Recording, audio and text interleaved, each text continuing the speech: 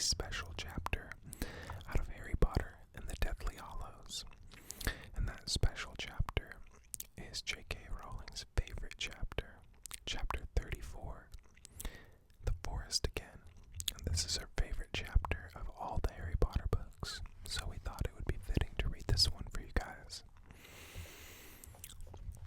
I went ahead and took the sleeve off so the book would stop sliding around in my hands. Finally, the truth, lying with his face pressed into the dusty carpet of the office where he'd once thought he was learning the secrets of victory. Harry understood at last that he was not supposed to survive. His job was to walk calmly into death's welcoming arms, along with the way he was to dispose of Voldemort's remaining links to life, so that when at last he flung himself across Voldemort's path and did not raise a wand to defend himself, the end would be clean, and the job that ought to have been done in Godric's Hollow would be finished. Neither would live, neither could survive. He felt his heart pounding fiercely in his chest. How strange that in his dread of death it pumped all the harder, valiantly keeping him alive. But it would have to stop soon, and its beats were numbered. How many more would there be time for? As he rose and walked through the castle for the last time out into the grounds and into the forest.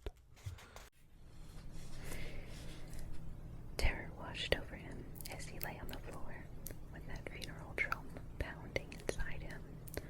Would it hurt to die? All those times he had thought that it was about to happen and escaped, he had never really thought of the thing itself. His will to live had always been so much stronger than his fear of death, yet it did not occur to him now to try to escape, to outrun Voldemort. It was over, and he knew it, and all that was left was the thing itself. Dying. If he could only have died on that summer's night when he had left number 4 Privet Drive for the last time, when the noble phoenix feather wand had saved him. If he could have only died like Hedwig. So quickly, he would not have known it had happened. Or if he could have launched himself in front of a wand to save someone he loved. He envied even his parents' deaths now. This cold-blooded walk to his own destruction would require a different kind of bravery. He felt his fingers trembling slightly and made an effort to control them. Although no one could see him, the portraits on the wall were all empty. Slowly, very slowly, he sat up, and as he did so, he felt more alive and more aware of his own living body than ever before. Why had he never appreciated what a miracle he was? Brain and nerve and pounding heart. It would all be gone, or at least he would be gone from it. His breath came slow and deep, and his mouth and throat were completely dry. But so were his eyes. Dumbledore's betrayal was almost nothing. Of course there had been a bigger plan. Harry had simply been too foolish to see it. He realized that now. He had never questioned his own assumption that Dumbledore wanted him alive. Now he saw that his lifespan had always been determined by how long it took to eliminate all the Horcruxes. Dumbledore had passed the job of destroying them to him. And obediently he had continued to chip away at the bonds tying not only Voldemort, but himself to life. How neat, how elegant not to waste any more lives, but to give the dangerous task to the boy who had already been marked for slaughter, and whose death would not be a calamity, but another blow against Voldemort. And Dumbledore had known that Harry would not duck out, that he would keep going to the end, even though it was his end, because he had taken trouble to get to know him, hadn't he? Dumbledore knew, as Voldemort knew, that Harry would not let anyone else die for him now that he had discovered it was in his power to stop it. The images of Fred, Lupin, and Tonks lying dead in the Great Hall forced their way back into his mind's eye, and for a moment he could hardly breathe. Death was impatient. But Dumbledore had overestimated him. He had failed. The snake survived. One Horcrux remained to bind Voldemort to the earth, even after Harry had been killed. True, that would mean an easier job for somebody. He wondered who would do it. others. That would have been why Dumbledore wanted him to confide in two others, so that if he fulfilled his true destiny a little early, they could carry on. Like rain on a cold window, these thoughts battered against the hard surface of the incontrovertible truth, which was that he must die. I must die. It must end. Ron and Hermione seemed a long way away, in a far-off country. He felt as though he had parted from them long ago. There would be no goodbyes and no explanations. He was determined of that. This was a journey they could not take together, and the attempts they would make to stop him would waste valuable time. He looked down at the battered gold watch he had received on his 17th birthday, nearly half of an hour allotted by Voldemort. For his surrender had elapsed. He stood up. His heart was leaping against his ribs, like a frantic bird. Perhaps it knew it had a little time left. Perhaps it was determined to fulfill a lifetime's beats before the end. He did not look back as he closed the office door. The castle was empty. He felt ghostly, striding through it alone, as if he had already died. The portrait people were still missing from their frames. The whole place was eerily still, as if all its remaining lifeblood were concentrated in the great hall, where the dead and the mourners were crammed. Harry pulled the invisibility cloak over himself and descended through the floors, at last walking down the marble staircase into the entrance hall.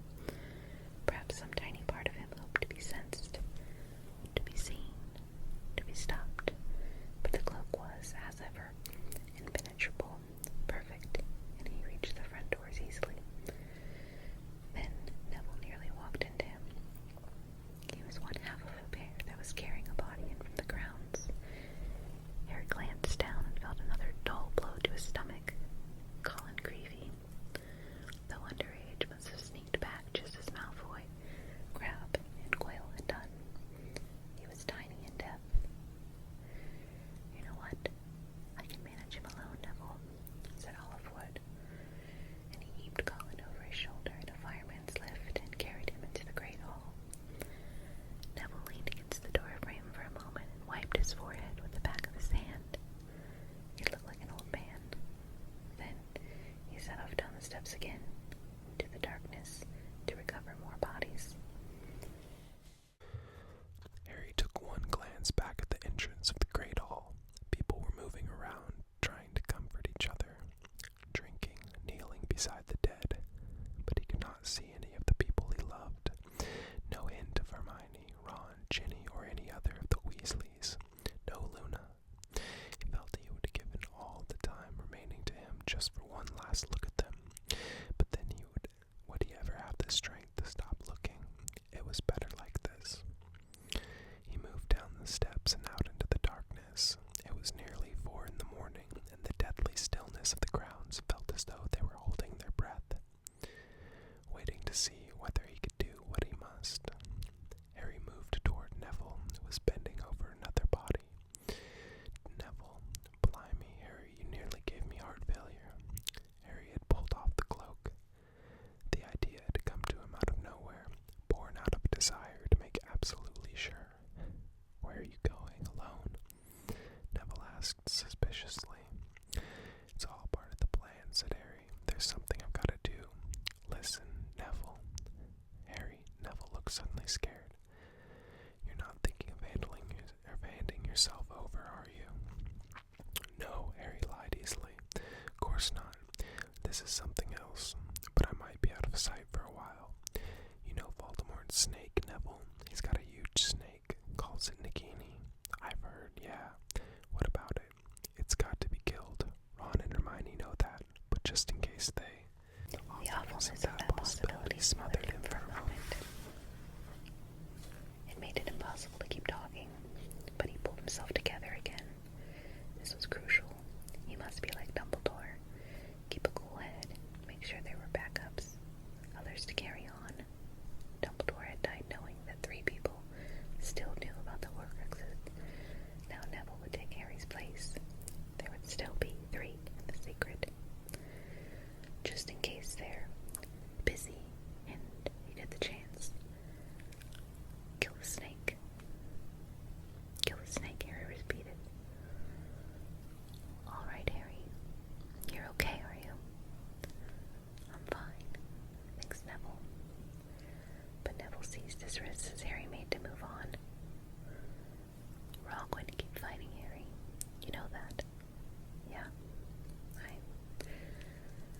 suffocating feeling extinguished the end of the sentence. He could not go on. Neville did not seem to find it strange. He patted Harry on the shoulder, released him, and walked away to look for more bodies. Harry swung the cloak back over himself and walked on. Someone else was moving not far away, stooping over another prone figure on the ground. He was feet away from her when he realized it was Jenny. He stopped in his tracks. She was crouching over a girl who was whispering for her mother. "It's all right," Jenny was saying. "It's okay. We're going to get you inside." "But I want to go home," whispered the girl. "I don't want to fight anymore." "I know," said Jenny, and her voice broke. "It's going to be all right." Ripples of cold undulated over Harry's skin. He wanted to shout out to the night. He wanted Jenny to know that he was there. He wanted her to know that he was going, to know where he was going. He wanted to be stopped, to be dragged back, to be sent back home. But he was home. Hogwarts was the first and best home he had known. He and Voldemort and Snape, the abandoned boys, had all found home there. Jenny was kneeling beside the injured girl now, holding her hand. With a huge effort, Harry forced himself on. He thought he saw Jenny look around as he passed and wondered whether she had sensed someone walking nearby, but he did not speak, and he did not look back. Hagrid's hut loomed out of the darkness. There were no lights, no sound of fangs scrabbling at the door, his bark booming in welcome. All those visits to Hagrid, and the gleam of the copper kettle on the fire, and the rock cakes and giant grubs, and his great bearded face, and Ron vomiting slugs, and Hermione helping him save Norbert. He moved on, and now he reached the edge of the forest, and he stopped. A swarm of Dementors was gliding amongst the trees. He could feel their chill, and he was not sure he would be able to pass safely through it. He had no strength left for a Patronus. He could no longer control his own trembling. It was not, after all, so easy to die. Every second he breathed, the smell of the grass, the cool air on his face, was so precious. To think that people had years and years, time to waste. So much time it dragged, and he was clinging. At the same time, he thought that he would not be able to go on, and knew that he must. The long game was ended. The snitch had been caught. It was time to leave the air. The snitch. His nerveless fingers fumbled for a moment with the pouch at his neck, and he pulled it out. I open at the close. Breathing fast and hard, he stared down at it. Now that he wanted time to move as slowly as possible, it seemed to have sped up, and understanding was coming so fast it seemed to have bypassed thought. This was the close. This was the moment. He pressed the golden metal to his lips and whispered, "I am about to die." The metal shell broke open. He lowered his shaking hand, raised Draco's wand beneath the cloak, and murmured, "Lumos." The black stone with its jagged crack running down the center, set in the two halves of the snitch. The resurrection stone had cracked down the vertical line, representing the Elder Wand. The triangle and circle representing the cloak and the stone were still discernible. And again, Harry understood without having to think. It did not matter about bringing them back, for he was about to join them. He was not really fetching them. They were fetching him. He closed his eyes and turned the stone over in his hand 3 times. He knew it had happened because he had heard slight movements around him that suggested frail bodies shifting their footing on the earthy, twig-strewn ground that marked the outer edge of the forest. He opened his eyes and looked around. They were neither ghost nor truly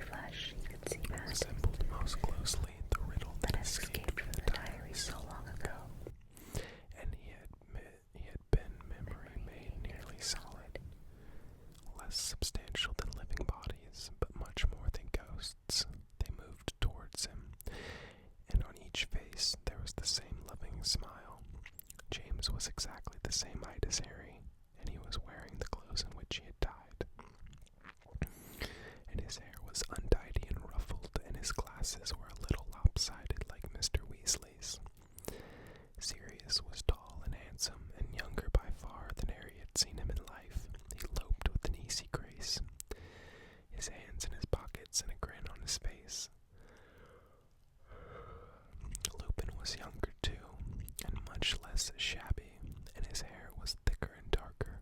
He looked happy to be back in his familiar place, scene of so many adolescent wanderings. Lily's smile was widest of all. She pushed her long hair back as she drew close to him, and her green eyes, so like his, searched his face hungrily, as though she would never be able to look at him enough. "You've been so brave."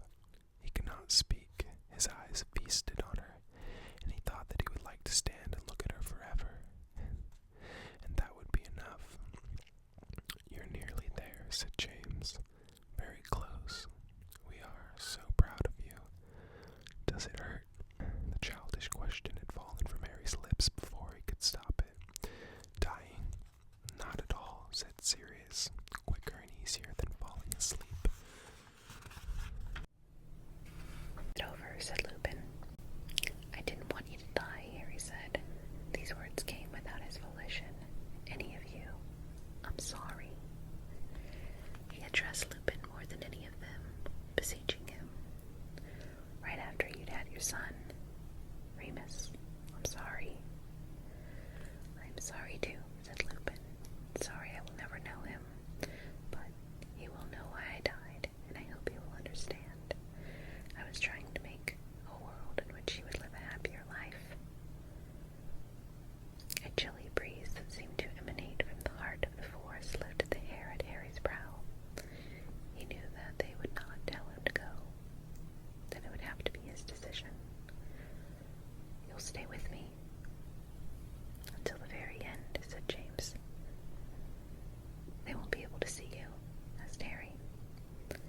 "We are part of you," said Sirius, "invisible to anyone else."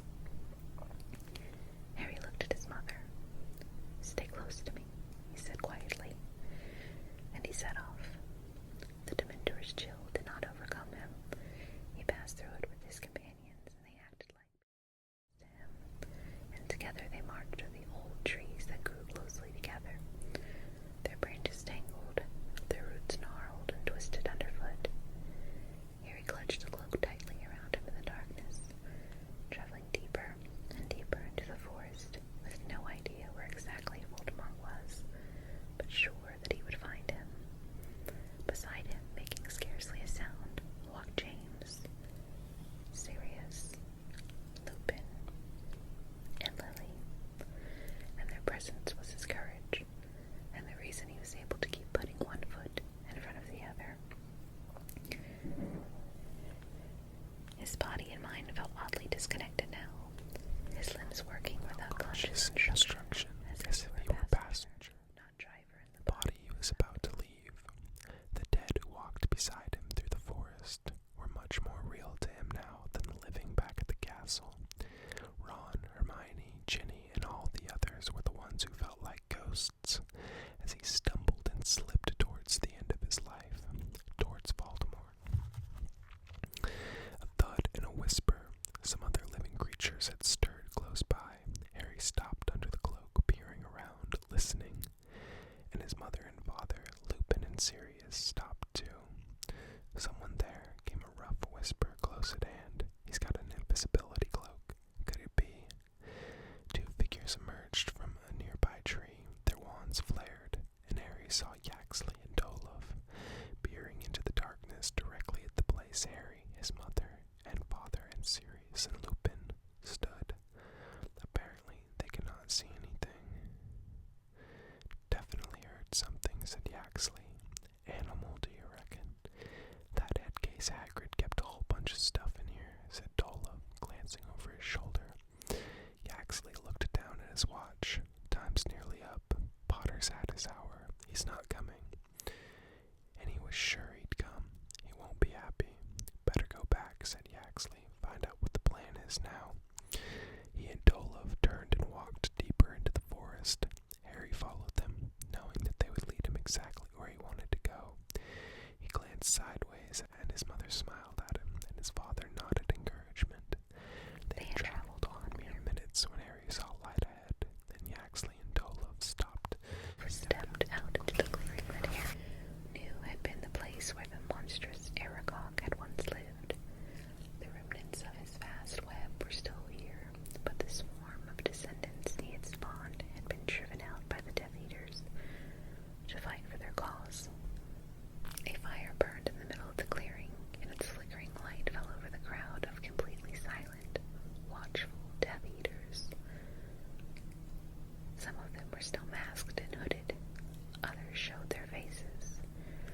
Two giants sat on the outskirts of the group, casting massive shadows over the scene. Their faces cruel, rough-hewn like rock.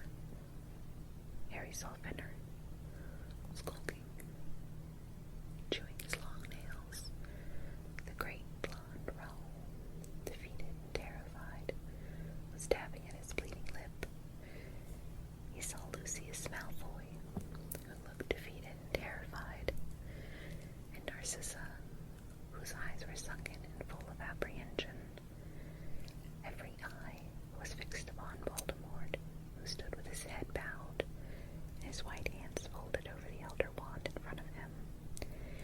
He might have been praying, or else counting silently in his mind, and Harry, standing still on the edge of the scene, thought absurdly of a child counting in a game of hide-and-seek.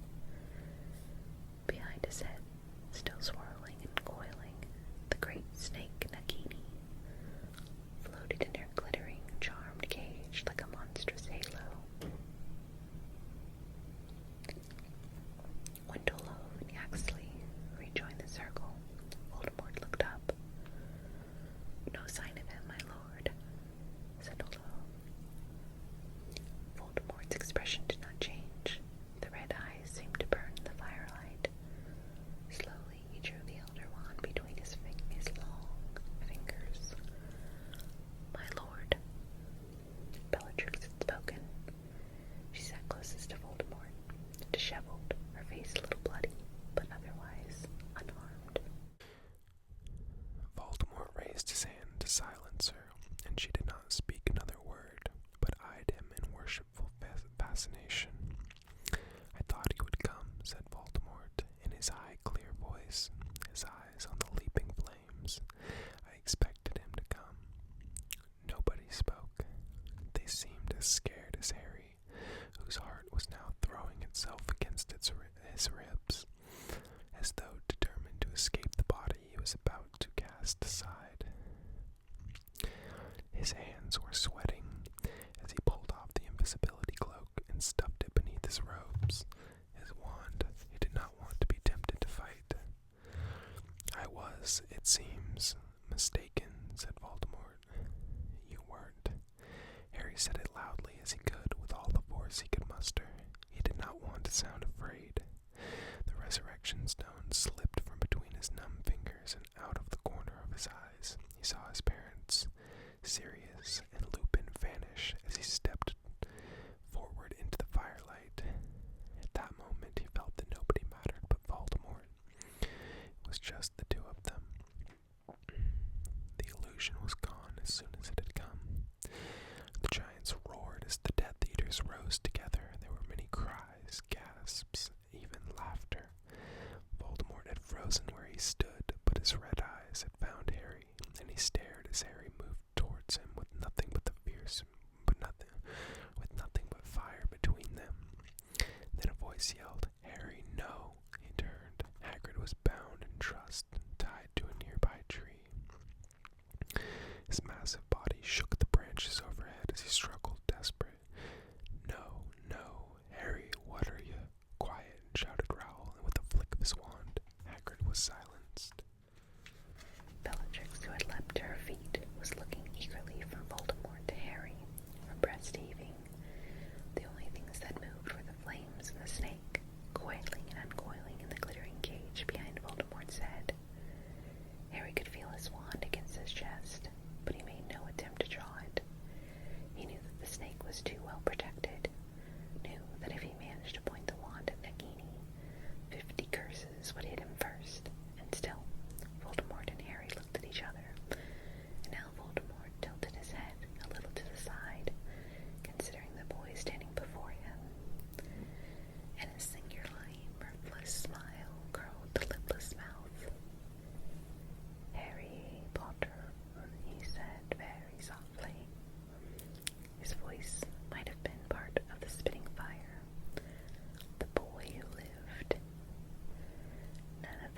shoulders moved. They were waiting. Everything was waiting. Hagrid was struggling, and Bellatrix was panicking.